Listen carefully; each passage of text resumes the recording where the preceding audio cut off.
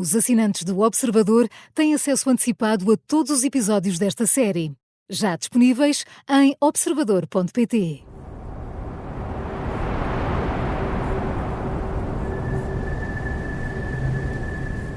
O plano era uma loucura. Disso o agente secreto alemão não tinha dúvidas. E não foi necessário muito tempo em Lisboa para perceber o que se estava a passar. A enorme rede de informadores montada pelo agente Walter Schellenberg permitiu descobrir a verdade em poucos dias. O Duque estava cansado da vigilância constante dos serviços secretos e dos agentes da polícia portuguesa. Não estava particularmente agradado com a nomeação e a viagem iminente para as Bahamas e preferia muito mais ficar na Europa. Mas, ao contrário do que Berlim pensava, não tinha qualquer intenção de ir para um país neutral. Muito menos um país inimigo do Reino Unido. Aliás, tinha acabado de informar que dentro de 2 dias ia mesmo partir para as Bahamas para ocupar o cargo de governador. Schellenberg acha que está na altura de desistir, mas recebe uma última ordem, drástica e inesperada. Hitler quer que rapte o Duque de Windsor em Cascais. É uma loucura raptá-lo quando não há sequer a certeza de que venha a colaborar. O agente acredita que foram as paranoias e fantasias do ministro Ribbentrop que influenciaram a decisão de Hitler e o levaram a apoiar o rapto. Só há uma saída. E é altamente arriscada, principalmente se for descoberto. Ele próprio vai sabotar o plano.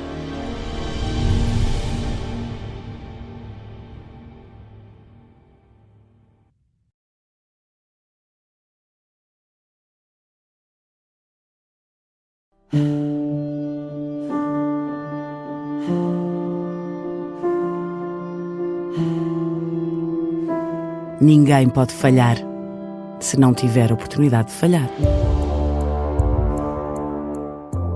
A ideia até é simples.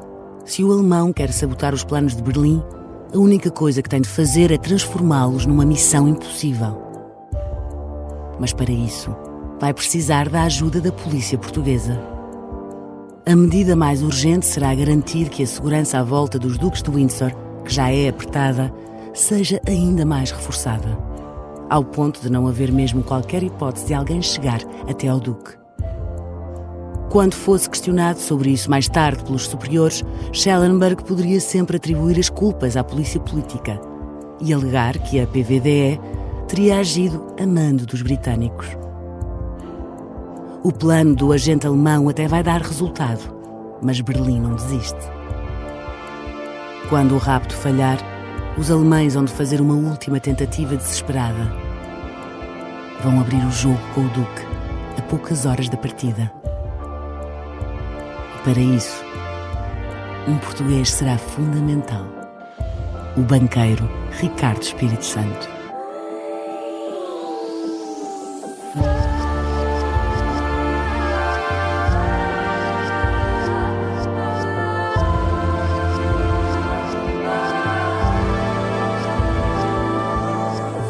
Este é Um Rei na Boca do Inferno, uma série para ouvir em 6 episódios que faz parte dos Podcast Plus do Observador.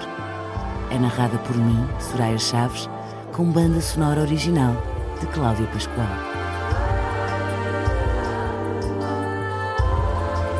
Episódio 6. Um rapto impossível. Na Kia, acreditamos que o movimento inspira ideias e é a partir das histórias do passado que estamos a escrever a história do futuro. Descubra o Kia EV6, 100% elétrico, a vanguarda da mobilidade sustentável. Kia, movement that inspires. É um pequeno restaurante na Baixa de Lisboa. 2 homens estão sentados a jantar numa mesa recatada. Um deles é o agente Walter Schellenberg. O outro é José Catela, o número 2 da Polícia de Vigilância e Defesa do Estado. para o testar. Schellenberg diz ao português que recebeu ordens de Berlim para raptar o duque no dia seguinte e pergunta-lhe se pode contar com a ajuda dos agentes portugueses para essa missão. Catella responde-lhe que nem pensar. Uma coisa dessas é de extrema gravidade. Pode dar tiroteio, quem sabe, mortos. Os portugueses não podem ser apanhados no meio de um rapto de um membro da família real britânica e em Portugal. Seria um escândalo internacional de proporções desastrosas. Se o agente alemão quiser avançar, não vai colocar qualquer entrave, mas que não conte com nenhum tipo de apoio dos portugueses. Schellenberg descansa-o. Não tem qualquer intenção de ir para a frente com as ordens, mas para isso vai precisar de ajuda. Na manhã seguinte, a segurança em torno do Duque é inesperadamente reforçada com mais 20 agentes portugueses. Quando os britânicos se apercebem, aumentam também o esquema de vigilância. O agente reporta tudo a Berlim e pede instruções sobre o que fazer. Perante este novo cenário, a ordem de rapto é suavizada. Respondem-lhe que deve avaliar as circunstâncias e que tem a liberdade para tomar as medidas que entender mais adequadas. O que nos leva de volta ao início do primeiro episódio, para o momento em que um agente alemão dá voltas à mansão cor-de-rosa da Boca do Inferno, fortemente vigiada pela PVDE e pelos serviços secretos britânicos. Esse agente é Walter Schellenberg. E naquele momento, Schellenberg já sabe perfeitamente que não há saída possível. Ele próprio se encarregou de que fosse exatamente assim.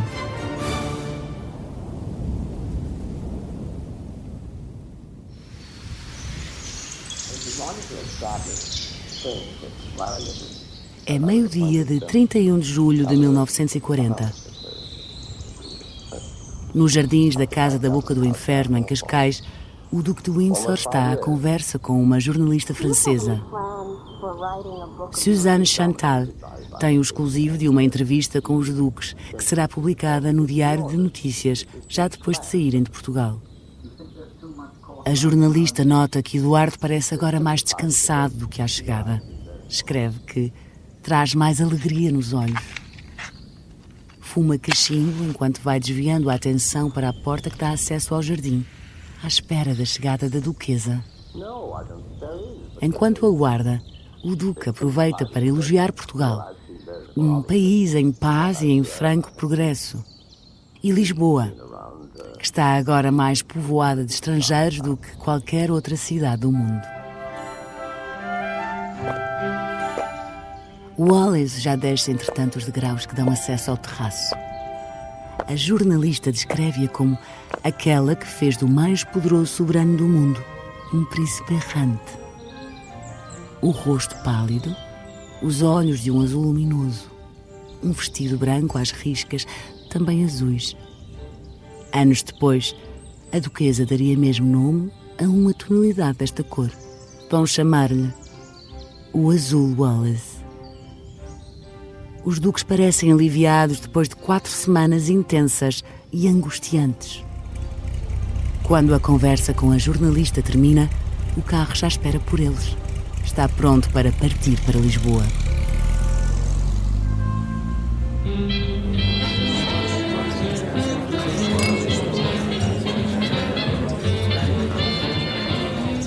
À noite, há um grande jantar de despedida no Avis. Era naquela altura o hotel mais luxuoso de Lisboa, recorda a historiadora Marisa Filipe. Era o mais luxuoso. O CCB de Mail vai dizer que era possível filmar uma superprodução de Hollywood nas casas de banho do Avis. Portanto, deve ter sido um hotel extraordinário. Passa lá que toda a gente passa a mão. Passam os Espíritos Santos, vai passar os condes da Roménia, vão passar os condes de Barcelona, que depois se vão estabelecer no Estoril, e os duques de Windsor, que vão estar no dia 31 de julho de 1940 a jantar no Avis.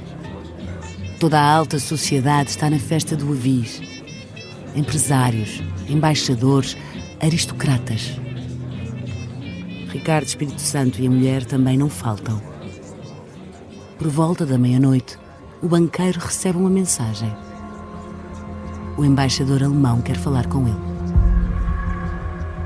Assim que a festa acaba, já de madrugada, Ricardo acede ao pedido. Vai até à residência do embaixador, que fica perto da casa onde o banqueiro vive, na zona da Lapa, em Lisboa. É a última oportunidade para os alemães convencerem o duque a ficar.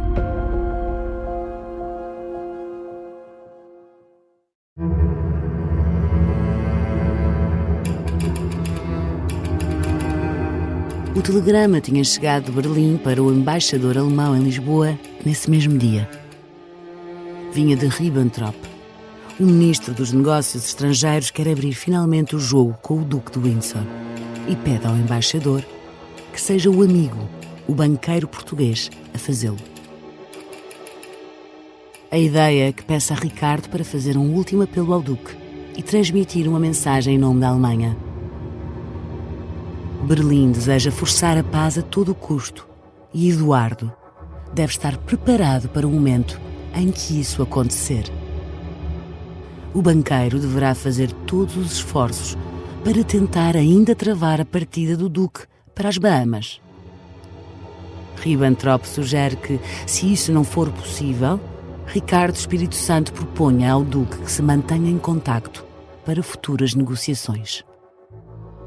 Se não conseguirem impedir que Eduardo e Wallace embarquem, os alemães querem, pelo menos, deixar tudo em aberto.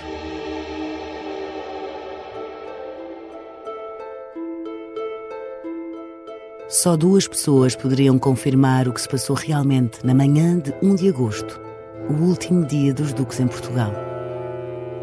O próprio Eduardo e Ricardo Espírito Santo. Mas nenhum dos dois deixou registro da conversa que terão tido. A única descrição é feita pelo embaixador alemão num telegrama enviado para Berlim dias depois e revelado apenas após o final da guerra.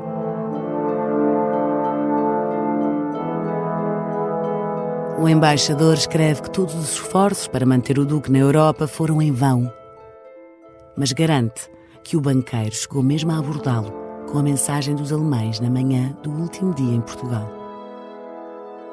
É, portanto, um relato em terceira mão. O diplomata descreve o que lhe foi contado por Ricardo Espírito Santo sobre aquilo que o Duque terá dito na alegada conversa.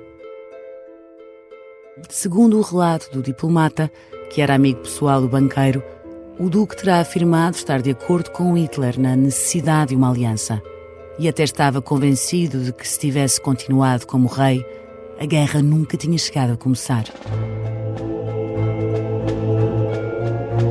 Mesmo assim, pedia que compreendessem que, para já, não tinha outra opção senão seguir as ordens oficiais do governo britânico.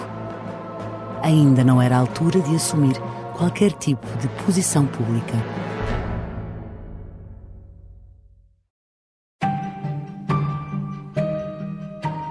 Até hoje, o papel de Ricardo Espírito Santo em toda esta história permanece envolto em polémica. Tudo por causa das referências nos telegramas alemães e de uma palavra em particular que alguns autores traduzem como agente e outros como confidente ou amigo dos alemães. Uma única palavra, mas que pode fazer toda a diferença. A pessoa confidente é uma pessoa que se pode confiar. Mas o Ricardo é uma pessoa confiável, uma pessoa com quem se calhar podemos falar e ele pode ajudar nisto. Outra coisa é ser agente. Um agente é uma pessoa que tem instruções diretas para agir de determinada forma. O investigador Carlos Alberto Damas defende que o banqueiro esteve sempre alinhado com a posição do governo português. E essa seria não hostilizar os alemães, dar a entender que Portugal cooperava, mas no final, favorecer subtilmente os interesses dos ingleses.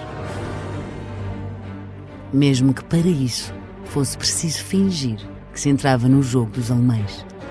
O Ricardo terá mesmo fornecido algumas informações incorretas ou não verdadeiras para criar um cenário que poderia ser propício a dar a entender que o Windsor estaria disposto a...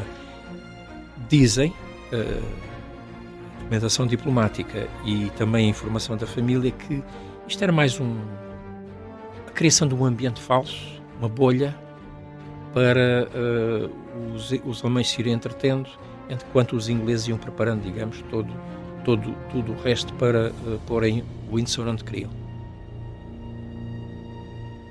Diferente é a versão dos que defendem que Ricardo Espírito Santo terá colaborado ativamente com os alemães. É o caso de Andrew Lownie, autor do livro O Rei Traidor. Ele era um banqueiro português, mas estava também na lista de pagamento dos alemães. Há um argumento de peso que vai contra esta teoria. É que por muito poder que o banqueiro tivesse, havia alguém ainda mais poderoso. E o Ricardo nunca iria contrariar o Salazar neste ponto. Nunca ia favorecer uma hipotética possibilidade dele ir para a Espanha para depois ser raptado, o Windsor, para os alemães conseguirem o seu objetivo. O Ricardo nunca se arriscaria a isso, de modo algum. A amizade dele com o Salazar e a confiança que o Salazar tinha nele e ele em Salazar nunca o aventurariam para isso. Nunca foi um homem de aventuras políticas. Ele entrou neste turbilhão político, neste temporal político, em função da Segunda Guerra Mundial. Momentos antes de abandonar Portugal, o Duque teria mesmo um encontro importante. E esse encontro seria com o próprio ditador.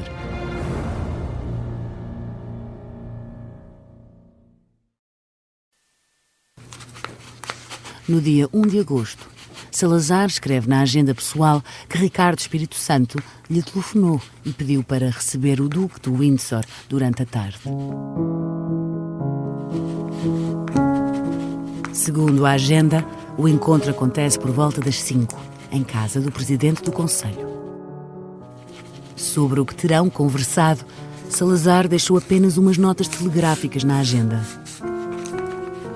Duque de Windsor, a guerra e a paz, várias sobre a situação internacional, umas piadas pessoais, agradecimento pela hospitalidade portuguesa. Uns dias mais tarde, a 6 de agosto, uma terça-feira, já os duques tinham partido de Lisboa, a agenda do ditador revela que recebeu Ricardo Espírito Santo ao 12:15. Salazar garante que o banqueiro o pôs a par do que com ele se passou durante a permanência do Duque de Windsor em Lisboa, na Casa de Cascais. E escreve: ponto de vista do Duque acerca da guerra e da paz, esperanças alemãs, etc. Sabe-se que ambos falaram da posição do Duque sobre a guerra, mas nunca se saberá ao certo o que queria dizer Salazar quando referiu as esperanças alemãs.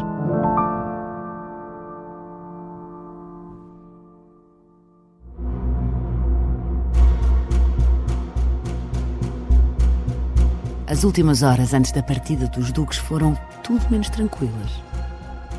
Schellenberg tinha sabotado o plano de rapto sem que Berlim soubesse de nada, mas para que ninguém desconfiasse dele, tinha de continuar a fazer tudo para impedir a partida do Duque de Windsor para as Bahamas. Por isso, coloca em prática várias medidas que irá detalhar mais tarde no relatório final da Operação Willy, que vai mandar para Berlim. Primeiro, é enviada uma carta anónima a Wallace, sublinhando que os duques correm perigo. Depois, um motorista inglês é subornado para se recusar a ir para as Bahamas. A seguir, é dito aos duques que na lista de passageiros do navio onde vão viajar seguem pessoas potencialmente perigosas. E, finalmente, o carro que levava as bagagens ao navio é sabotado. As malas chegam com 1 hora de atraso. Nada dá resultado. No final do dia 1 de agosto de 1940, os duques de Windsor embarcam no navio que os levaria para fora de Portugal. E o anfitrião, Ricardo Espírito Santo, esteve com Eduardo até ao fim. E fez tudo, e acompanhou o Duque de Windsor até ao portaló do embarque. Também há uma fotografia conhecida com o Ricardo e o agente da PIDE, o inspetor da PIDE, também do portaló, a despedirem-se do Duque de Windsor. Já Walter Schellenberg contaria mais tarde como observou com binóculos a partida dos duques na torre da Embaixada da Alemanha, na Lapa. Viu o navio a afastar-se cada vez mais no Tejo, até entrar no oceano e desaparecer. Para ele, o caso estava fechado.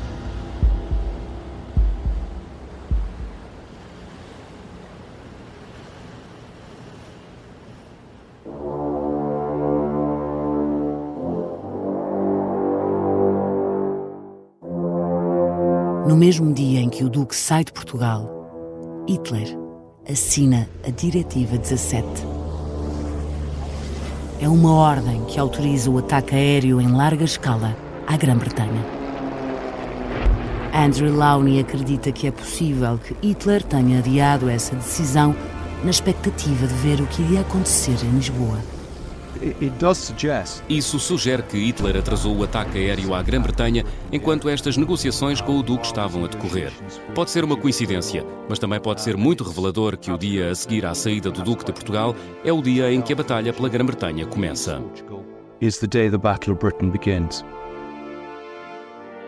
Se Hitler adiou a decisão à espera de uma resposta do Duque de Windsor, é algo que nunca poderá ser provado. Mas a verdade é que se isso aconteceu mesmo, teve também um outro efeito. Deu mais tempo aos ingleses para se prepararem para o ataque.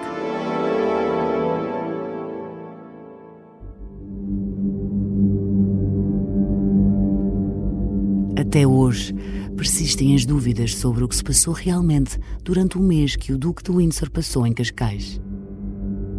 Esteve tentado a aceitar o plano dos alemães para o recolocar no trono, caso os nazis vencessem a guerra? Ou foi apenas um peão no meio de jogadas às quais ele próprio estava alheio? Todos concordam num ponto.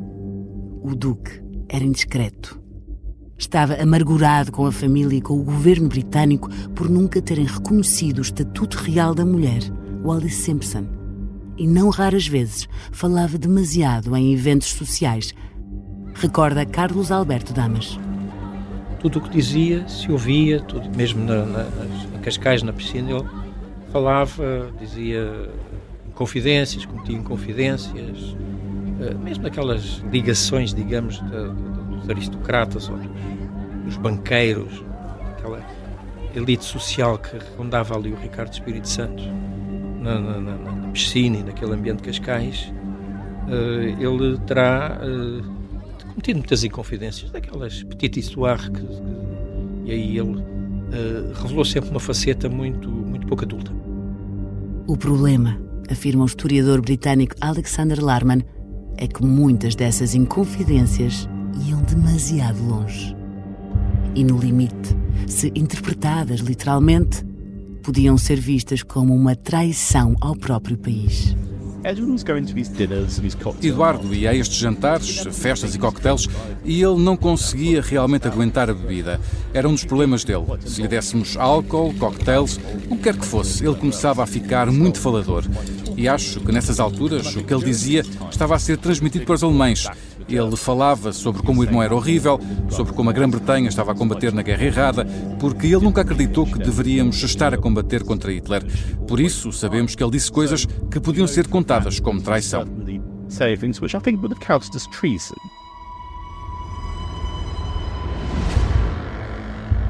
Mas há quem vá ainda mais longe. Andrew Lawney acredita que Eduardo não era apenas um peão num jogo com regras que desconhecia. Estava consciente de tudo o que se estava a passar e poderá ter-se sentido atraído pela possibilidade de voltar a ser relevante e não apenas um antigo rei remetido a um exílio forçado e sem qualquer margem de intervenção. A ideia de que ele foi usado pelos alemães é ridícula. Ele estava muito contente em ir para a frente com o acordo que estavam a fazer. Existiram extensas negociações e existem os relatórios da secreta portuguesa que monitorizam o que ele estava a fazer hora a hora. Grande parte do tempo foi a jogar golfe e socializar, mas outra parte foi em negociações com o inimigo.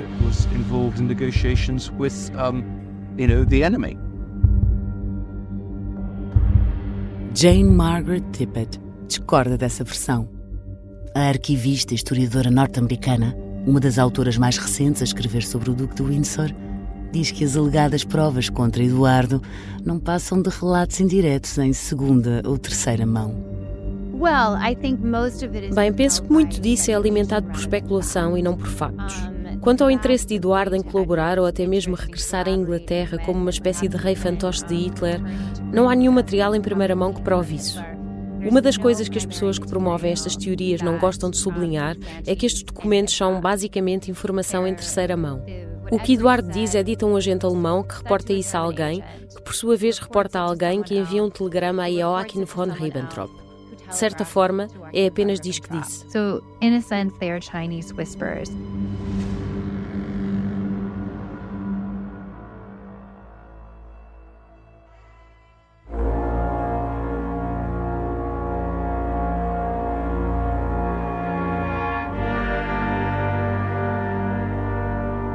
Ao longo das décadas, surgiram dúvidas sobre o conteúdo dos telegramas alemães encontrados no final da guerra, especialmente depois de se ter percebido que a cúpula nazi acreditava facilmente em qualquer tipo de informação, como o sucesso do programa de espiões duplos dos aliados veio a comprovar.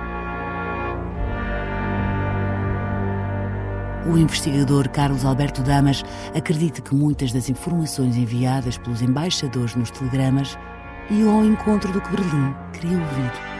E isso pode ter acontecido também em Lisboa. A posteriori, percebe-se que muita da informação que é dada pela informação diplomática, sobretudo da representação em Alemanha de Lisboa, não corresponde efetivamente ao que era a realidade.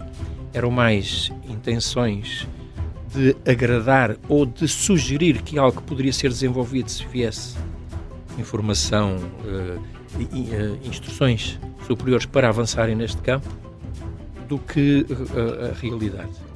José António Barreiros, que tem investigado o fenómeno da espionagem durante a Segunda Guerra Mundial, concorda com esta leitura. Grande parte do fanatismo do Adolf Hitler é precisamente contaminam muitas destas coisas. Digamos, uma estrutura hierarquizada em que, no fundo, vigora uma ditadura, enfim, um regime totalitário, em que as pessoas, no fundo, têm medo de dizer a verdade, acabam por dizer sempre aquela verdade agradável de ouvir e que muitas vezes é muito fácil, portanto, gerar lógica de enganos. Mas Andrew Lowney, um dos maiores defensores da tese de que o Duque de Windsor traiu o próprio país, não acredita que os telegramas foram escritos apenas com a intenção de agradar ao ministro Ribbentrop ou a Hitler. Estes embaixadores que eram da velha guarda não tinham qualquer respeito por Ribbentrop ou mesmo pelos nazis. Claro que tinham cuidado para manter os empregos e não se tornarem inimigos do regime, mas também não estavam para agradar ao regime. E não fazia sentido. Qual era o objetivo em estar a alimentar o ego de Ribbentrop?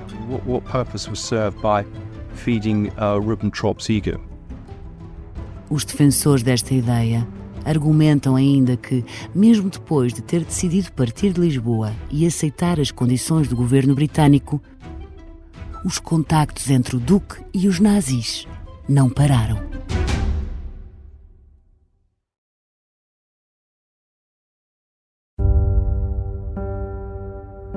Haveria uma palavra-passe. O código teria sido combinado entre o Duque e Ricardo Espírito Santo. Ambos iriam manter-se em comunicação, e caso o Duque recebesse um dia a palavra, era o sinal de que deveria regressar à Europa, porque o tempo de agir tinha chegado.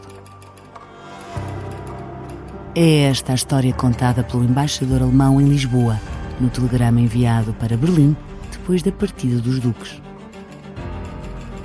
Nunca foi possível comprovar a veracidade deste relato. Sabe-se que Eduardo permaneceu mesmo em contacto com o banqueiro, mas aparentemente terá sido por outro motivo que o continuava a preocupar. Os duques saíram de Lisboa sem as coisas que deixaram para trás em França. A criada de Wallis tinha sido enviada a Paris para as recolher. Mas naquele verão, os alemães puseram mesmo em prática o plano de a reter em França, na tentativa de atrasar a partida do casal. Depois de várias aventuras, Mademoiselle Molichon só conseguiu chegar novamente a Lisboa em outubro de 1940, 3 meses depois de ter sido enviada. Mas acabou detida em Portugal por não ter os papéis em ordem. Ricardo Espírito Santo foi decisivo para a libertar. A criada seguiu viagem um mês depois e chegaria às Bahamas apenas no final de novembro. Os duques tinham finalmente os lençóis e porcelanas da Casa de Paris. As possíveis ligações aos nazis também levantaram suspeitas ao FBI. Os duques estavam ainda a caminho das Bahamas quando o diretor da agência, J. Edgar Hoover, recebeu um memorando. Nele, um agente alertava para as alegadas ligações da duquesa com os nazis e, em especial, com o ministro alemão Ribbentrop. Eduardo e Wallace iriam viajar várias vezes para os Estados Unidos nos anos seguintes, sempre sob vigilância dos serviços secretos norte-americanos. As suspeitas nunca se dissiparam. E o certo é que os nazis nunca desistiram da hipótese de usar o Duque de Windsor quando vencessem a guerra. No outono de 1943, Hitler ainda escreve no diário pessoal que seria necessária uma reconciliação com a Inglaterra e que o Duque de Windsor ocuparia o lugar de rei e negociaria um tratado permanente de amizade com a Alemanha.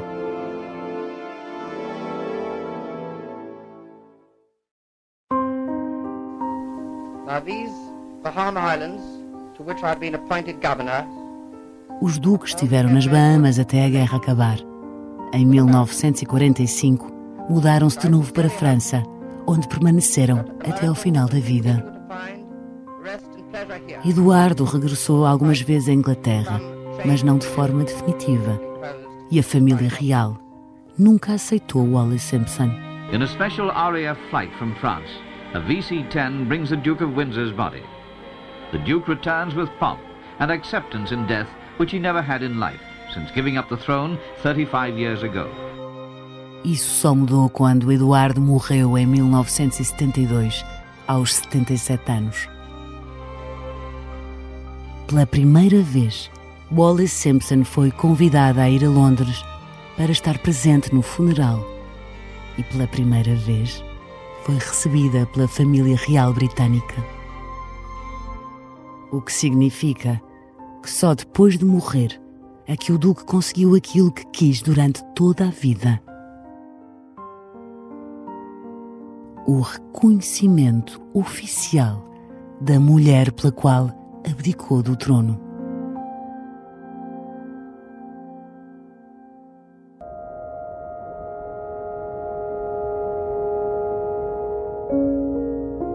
Ricardo Espírito Santo acabaria por morrer em 1955 com apenas 54 anos. Sofreu um ataque cardíaco após complicações na sequência de uma operação.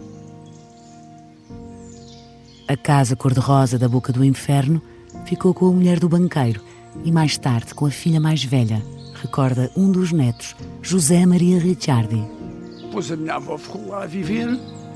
Depois, a certa altura, no verão, a minha tia Marizinha, que era a mais velha, a filha mais velha, ia para lá com os filhos, cujo mais velho era o Ricardo Salgado, não é? Ia para lá com os filhos e a minha avó, a certa altura, deve ter uma coisa menos barulhenta e mais tranquila, e fez outra casa, também ali relativamente perto, mas para trás, e essa casa ficou para os Salgados. Quando a mãe morreu, no final de 2010, Ricardo Salgado herdou o palacete com os irmãos. Nos últimos anos, a casa chegou a estar à venda por 2 vezes. Primeiro em 2019 e depois em 2022. Mas os processos judiciais por causa do colapso do BES e o receio de que pudesse vir a ser arrestada dificultaram sempre o negócio. Até que, em setembro de 2023, a Casa dos Pórticos, como também é conhecida, saiu finalmente das mãos da família Espírito Santo ao fim de quase 90 anos. Foi comprada por 16,5 milhões de euros por um investidor norte-americano que está a reabilitar o palacete para morar lá com a família.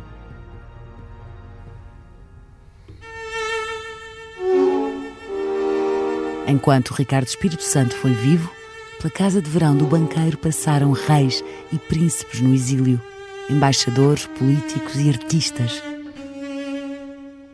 Ao longo das décadas, pela mansão, passou também a ascensão e a queda da família mais poderosa do país. Mas nenhuma história é tão surpreendente e misteriosa como a daqueles dias em que os duques de Windsor foram hóspedes de Ricardo Espírito Santo. Quais eram mesmo as intenções de Eduardo? E o que teria acontecido se os nazis tivessem vencido a guerra? O que quer que o duque tenha confidenciado ao banqueiro naquele mês de julho de 1940 passou a ser mais um dos muitos segredos da Casa Cor-de-Rosa da Boca do Inferno.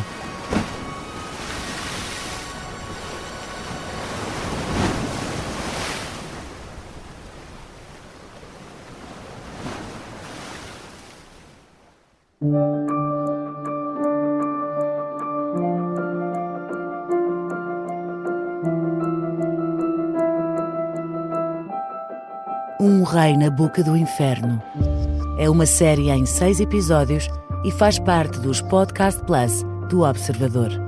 É narrada por mim, Soraya Chaves, e tem banda sonora original de Cláudia Pascoal. O guião e as entrevistas são de João Santos Duarte.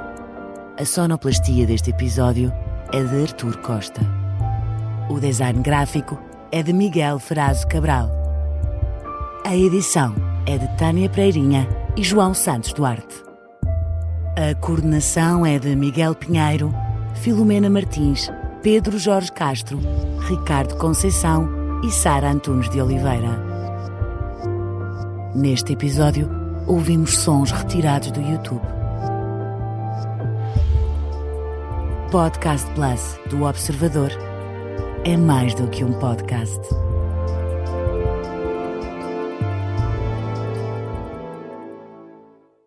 Os Podcast Plus do Observador têm o apoio da Kia.